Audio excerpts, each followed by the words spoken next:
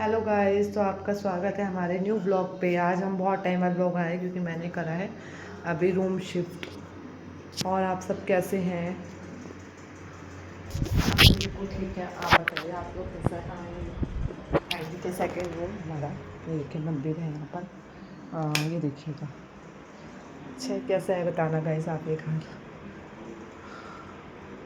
और एक अंदर वाला रूम है, वो मैं आपको बाद में दिखाऊंगी गाइस। ये देखो यहाँ से उसका शीशा है, ये रहा, इस साइड है ना। ये देखो ये मैं हूँ। और आप सब कैसे हैं?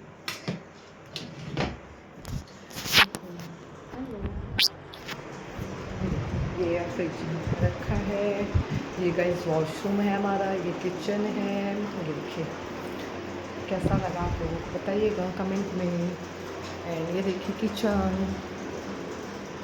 है ना गाइस।